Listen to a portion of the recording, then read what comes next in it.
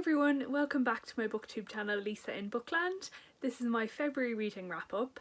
I read 14 books in February, which is quite a lot, but I did have 2 weeks of annual leave, which was lovely and allowed me to get a lot of reading done. So this is probably going to be quite a long video, so I leave timestamps in the description in case there's any book that you want to skip forward to. So the first book I'm going to talk about is Mutiny, which is the 4th book in the Cade series, which again is about a young man called Thomas Cade that gets pressed into the British Navy during the Napoleonic Wars. And unfortunately I have to say the series isn't really for me. I don't really get on with the writing style and the book was mediocre enough. The first book was very, very good and I loved the unusual hero, but I think I will try some other series before I continue with this one. It is a pity because I know it's quite a popular series and long running, but as I say, just not for me. So the next book I'm going to talk about is Coming Home by Rosamunde Pilcher. So at a very top level, this book is very long, it's over 1,000 pages. This book is about a girl called Judith and it follows her from her time at school and when she gets to know this wealthier family called the Carey Lewises who live in this big house and the connection she forms with them.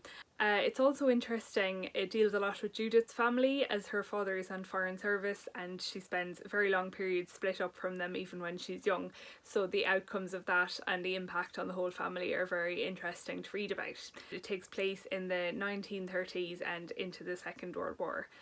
So firstly, the good bits, I'd have to say that I really enjoyed 90% of this book and especially the bit that's set in the Second World War. Those bits were so good and Judith was in the Wrens, which was really interesting to read about and it's not something I've read in detail about before in a novel. And as I said, her family situation, it was really complicated and how she dealt with that was really good, and on the whole I did really enjoy the character of Judith. I also read this while I was in Cornwall. It's nice that I kind of had a basic understanding of where things were in relation to each other most of the time, added to my enjoyment of the book. Like one example was Judith is driving, I think it might be from London to where she lives in like the west of Cornwall, and she mentioned the A30 being very bendy and it definitely is, so I could empathise with that, so that was fun. But unfortunately it's the last 100 pages like wrecked the rating of this book for me. I've rarely been so disappointed and angry at an ending.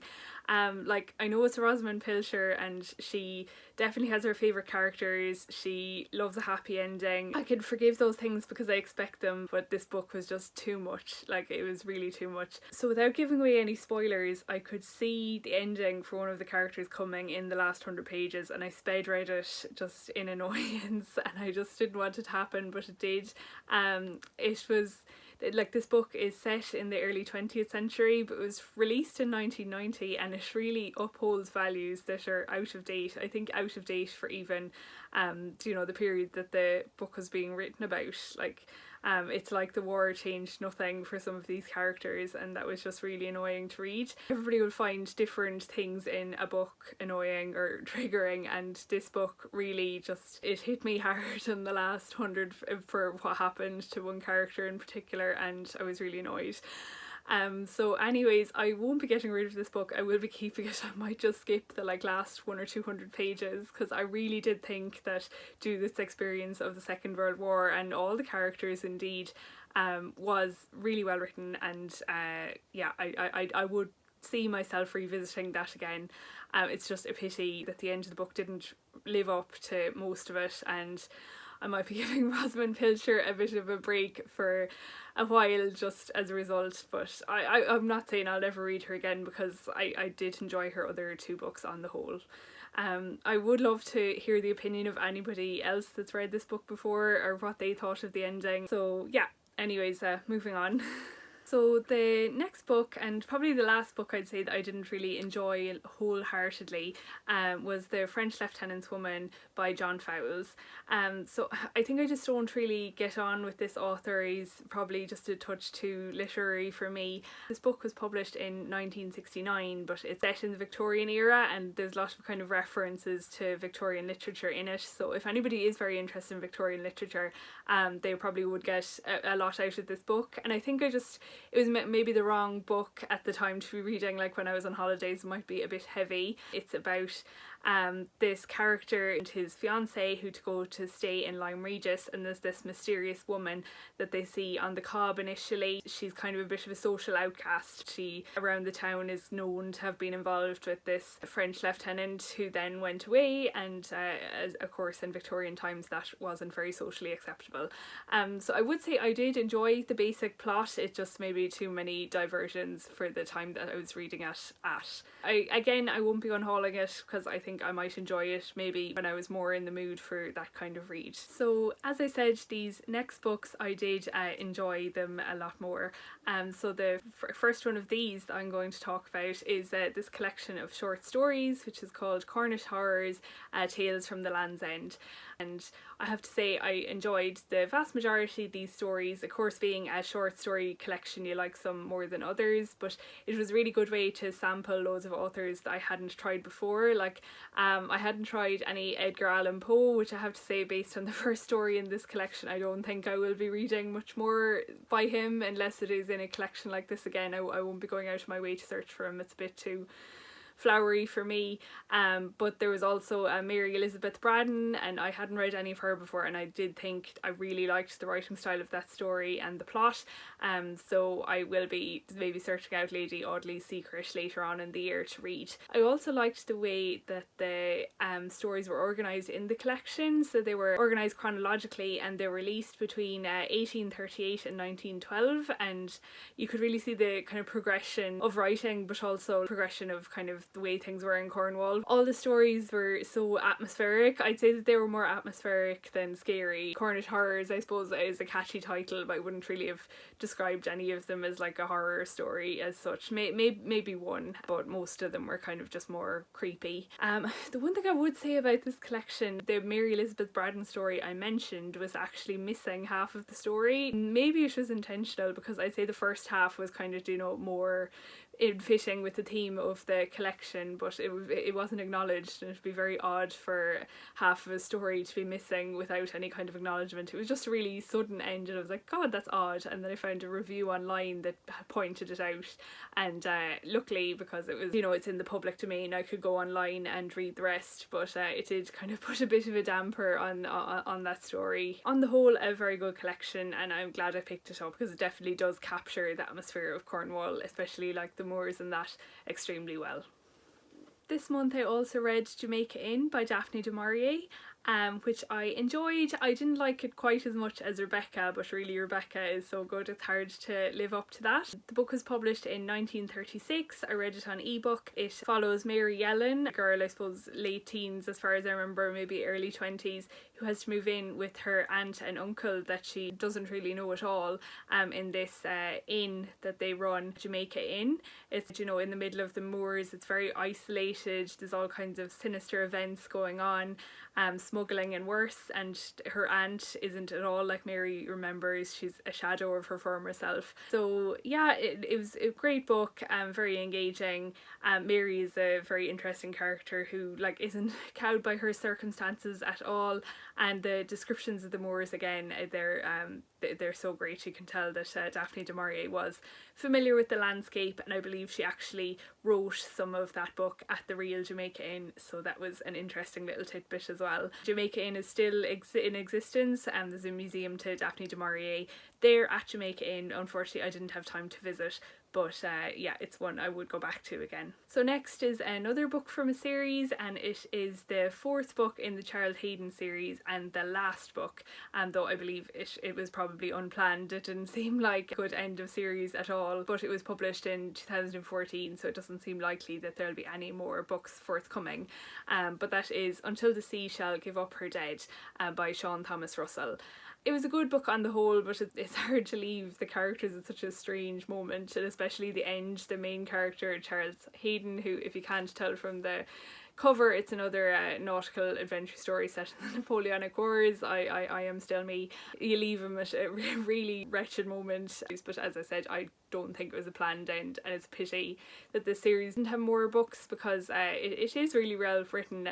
It definitely is more my taste than Cage, which I talked about earlier. So yeah, if any more books ever do come out, I will be picking them up, but I'll also be keeping the 4 books I have, because I think they are really good, and I will be going back for a reread when I just need some entertainment. So the next book I'm going to talk about is one that I actually read quite a long time ago, so I just about didn't finish it in January, but it's The Absentee by Maurier Edgeworth, which I have to say is the second Maurier Edgeworth I read. The first was Castle Rackrent. I enjoyed this one much more. As the title suggests, this book is about a family of Irish landowners who don't live in their estate, but they live in London, where the Parliament for Ireland was from 1801 onwards. It really deals with the problems about that, the consequences for the tenants at home when they were being ruled by bailiffs and estate agents who didn't always have the best interests of the Irish at heart. The plot was good. The hero, Lord Colambra, was quite a likeable character to follow. About half the action is set in Ireland, and I quite liked the depiction of the Irish, even if it was a bit idealised. I heard criticism that some passages of the book are maybe a bit preachy, but I didn't think so. But it might be just because I'm interested in the subject matter, obviously. But I will read more Maurier Edgeworth, even though I believe this is kind of her main Irish novel. So, but you know, I know it's been Febregency, and I've heard a few people talking about Belinda, so that's one I might consider reading at some stage. And it's always nice to read one of Jane Austen's contemporaries, and an author I believe that Jane Austen herself liked a good bit. So next is a series that I've heard so much about and I've wanted to read for a long time, and that's the Lord Peter Wimsey series. And luckily the first 3 books I picked up in Glastonbury at random were actually the first 3 books in the series, as I found out when I looked further into it. This is the first book, Whose Body, and it definitely didn't disappoint. So the main character in this book is obviously called Lord Peter Wimsey. This book was published in 1923, and I believe the action kind of happens in real time, so it's set in 1923 as well. Lord Peter is the son of a duke who lives in this nice flat in Piccadilly in London, and he likes classical music, he likes collecting old books, and he solves crime basically for his own entertainment. He has a great manservant called Bunter, who's a joy to read about, and he works with this police inspector called Parker, and I really liked Parker's relationship with Lord Peter. They really are like real friends. Like Peter doesn't really look down on him at all, which is nice. And I also liked, kind of touched on here, but it's revealed that during the war Lord Peter had shell shock and he still suffers from it, and Bunter was his sergeant during the war, so how they kind of work through that, and I believe it's dug into deeper in further books. The mystery was interesting. I'm a strange mystery reader. I never really try to guess the ending. I'm there along for the ride. I'm happy enough to get things explained to me, but it was very pleasing when it all came together. So the only thing I would say about this book is unfortunately there is a good few like anti-Semitic comments, which I always find more jarring in a 20th century book than an earlier classic, even if they're saying the same thing. I always think it's strange to have electricity and like that kind of anti-Semitism in the same book. So just a forewarning on that. However, on the whole, a very enjoyable read, and I'll be looking forward to getting to the others. So because I was going to Cornwall, of course I had to revisit the Poldark series, so I read the first book, Poldark, on ebook, and I really enjoyed it. I still haven't found my physical copy. It was a delight to return to this world. So in a nutshell, for anybody that isn't familiar with Poldark somehow, it follows this man called Poldark, who comes back from fighting in the American War of Independence to Cornwall, where his family have historically owned a copper mine, and he unfortunately finds out that the love of his life, Elizabeth, is now engaged to his cousin Francis. So there are just so many wonderful characters in this. Verity is a particular favourite for me, and without giving away spoilers, the relationship that Ross has with certain characters is just such a joy to read about. I would say that this book, at least as far as I remember, lines up with the television series quite well, but I really enjoyed the kind of extended time frame that the book allows you to have. It was really nice to, you know, link linger earlier on. This book probably does cover a good few years, so I enjoyed that. So now we're getting, I suppose, to the really good books of the month. So the next book I'm going to talk about, I've heard so much about on BookTube, especially from Charlotte at Coynie Reads, and that's The Invisible Life of Addie LaRue by V.E. Schwabb. So I'm so glad I picked up this book after hearing about it. I did read it in 24 hours. The concept, of course, is amazing. This girl back in 1700s France being forced into a marriage that she doesn't want, so she makes a bargain with this entity that she wants complete freedom, so she is cursed. She wasn't aware that this would be a condition, but she's cursed so that nobody will remember her when she's not directly interacting with them. So if they leave the room or fall asleep, they'll forget her immediately. So this book spans from the 1700s to like present day, or I think it was like 2014 New York. And then one day, like in New York, she meets a man who remembers her. So really you just had to keep reading to find out how she was getting on. And my only criticism of this book really was that I really wanted it to linger more. Like how she managed everyday life was so fascinating. I just wanted to know all the details, and that's not to say that all the details weren't in here. Like it really gave you such a good sampling of how she managed everything, from because she can't get a job for money, she can't move into any kind of normal like house or flat because no landlord would remember her and they would immediately let it out to somebody else. She couldn't stay in a hotel for the same reason. And Addie is such a great character. How she managed and kept sane throughout all of that. She lived through multiple wars, and there's kind of mention and what she did during those. I would love to have had more of that, but it does cover like over 300 years, so there's only a certain amount that I suppose could be squeezed into a book. So with a book like this, you wonder how on earth it's going to be wrapped up, or how it's going to be satisfactorily ended. And no, the ending was perfect. It was such a good book. I really, really would recommend this if you haven't read it already. It's worth the hype. So the next book I'm going to talk about is that thing called Your Least Favourite Jane Austen Novel, which obviously is still a great novel, and that's Northanger Abbey by Jane Austen. I read it on ebook. I'd say it was probably my third or fourth reread of this book. So it follows a very young heroine called Catherine Morland, who gets brought to Bath by her neighbours, and who she meets there, in particular her interaction with two families called the Tilneys and Thorpes. So Catherine is a bit slightly ridiculous, but it is a very funny book. And we were all probably a bit ridiculous when we were 16. Henry Tilney is of course lovely. He's a little bit sarcastic for my taste maybe, but I'd find it stressful dealing with that all the time. But he is funny to read and he has some great lines. Jane Austen's writing is of course a delight, though I do prefer her later novels. And I do prefer like the Bath section more than the later section of the book, I would say. But maybe I should read more gothic fiction. I know the Bookish Princess has recently been reading the Mysteries of Udolpho, and she said it added a lot to Northanger Abbey for her when she kind of understood all the references. So yeah, maybe I will read that someday and I'll find a new enjoyment of Northanger Abbey. But I still really enjoyed it. It's still Jane Austen, it's just not my favourite. And the next book I already talked a little bit about in my Cornwall book haul, because I did buy it again over there. I bought it after touring an old tin mine, and then I saw this book was about mining in a shop that afternoon and I just had to buy it. And that is Mercia's Take by Daniel Wiles. And this book is very recently released. I think it was released near the beginning of February, and it is about a coal miner in the 19th century. I believe this is set in 1870, and he works two mining jobs to try get money to send his son to school so that his son won't have to work down the mines. And then one day the main character finds a seam of gold in the coal, and that's how him and his mining partner deal with that.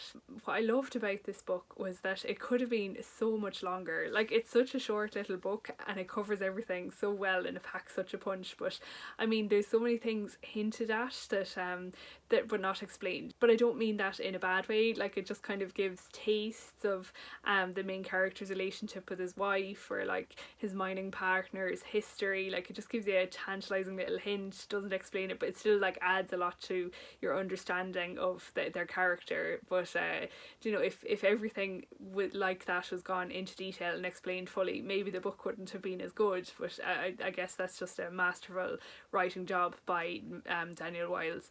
And it also that also nearly made it feel like more realistic, because if you're like talking to somebody or getting to know them, like they're not going to explain the background for like everything that they mention or discuss. You just get these little small details. So yeah, I'd recommend this book to anybody that likes a really good character study, because that's what it is.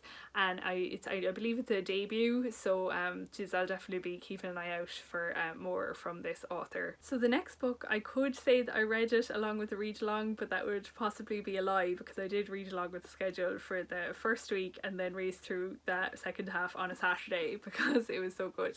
And this book is The Watchmaker of Filigree Street by Natasha Pulley, and the read along was hosted by Katie from Books and Things.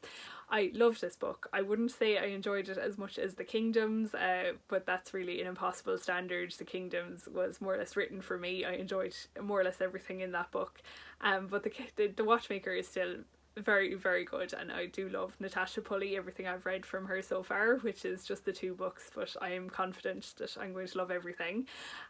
So very top level, The Watchmaker of Filigree Street is about a man called Daniel who lives in Victorian London, and one day he comes home from his job as a telegraphist in the Home Office to find out that somebody has broken into his flat and left a gold pocket watch on his pillow, which is, you know, a bit strange, which later saves his life in some way. In The Watchmaker, my favourite thing about it was the character of Daniel. I just loved him. His job was so interesting.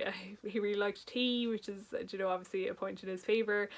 Just the way he did things, like the way he cleaned his house, his connection with this man called Dolly was really entertaining, and he's also like very musical, so he like sees sound, and the way that's described is so different and really adds a lot to his character, I think.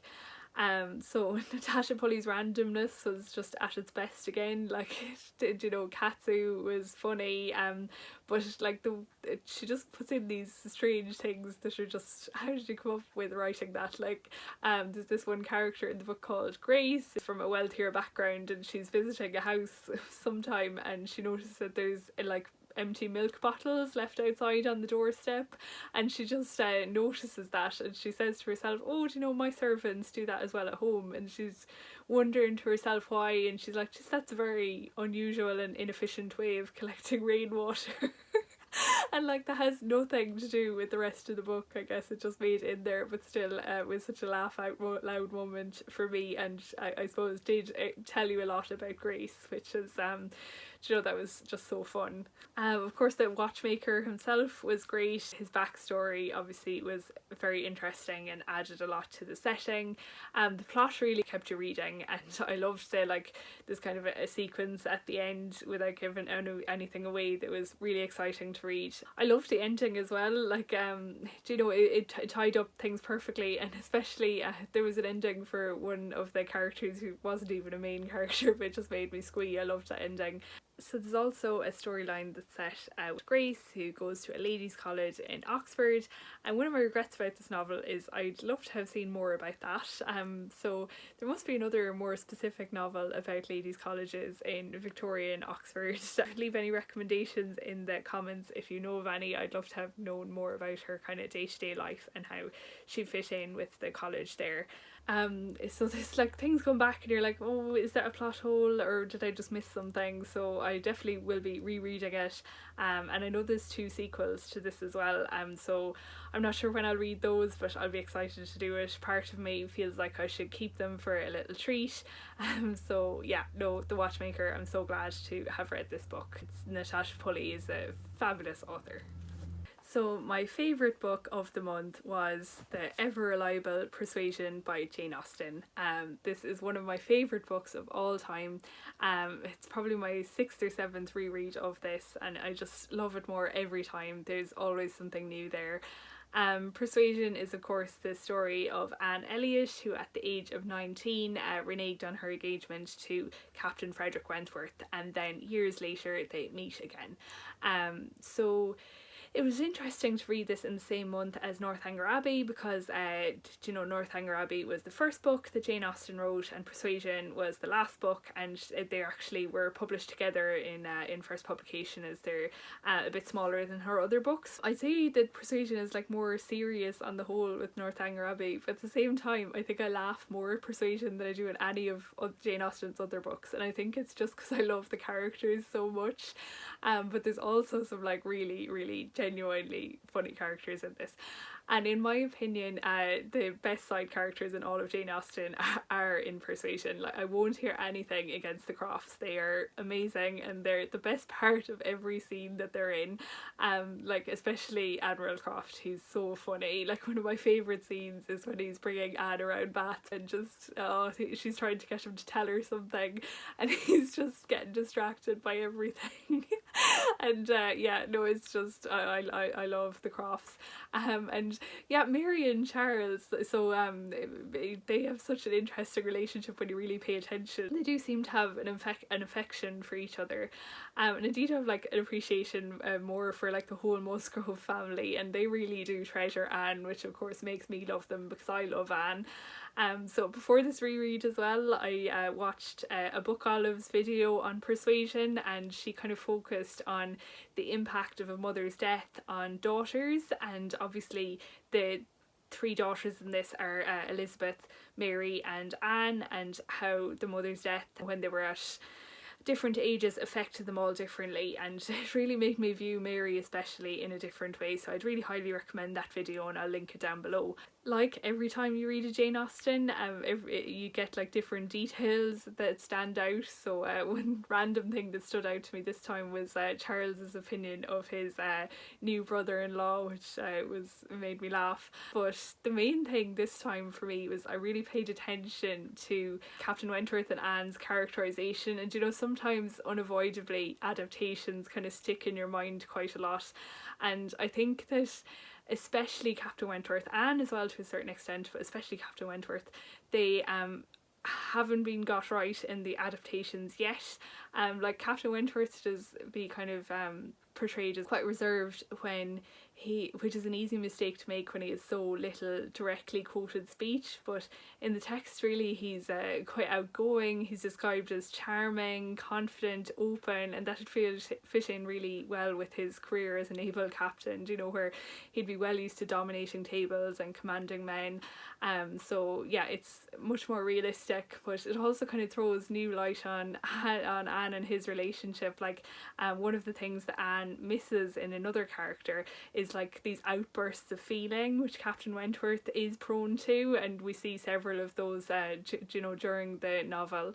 Not just the one maybe more understated one that is still wonderful that everybody thinks about obviously when they talk about Persuasion.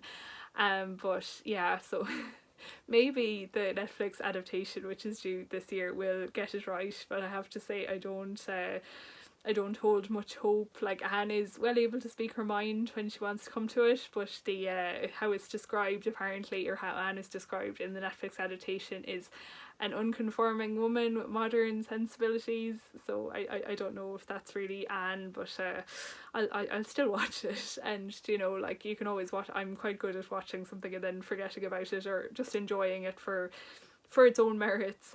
But yeah, I still think they have to get Persuasion right in an adaptation.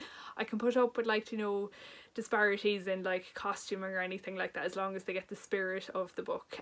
So yeah, still I love Persuasion. We'll always have the book even if the adaptations aren't right. Do you know when you read a book again you're like, oh, is this my favourite book of all time, when I just now say it isn't? But I don't know, with Kingdoms, which is my favourite book, you know, that really blew my socks off. So yeah, no, Persuasion was such a wonderful way to finish up this video and was such a treat to read this month.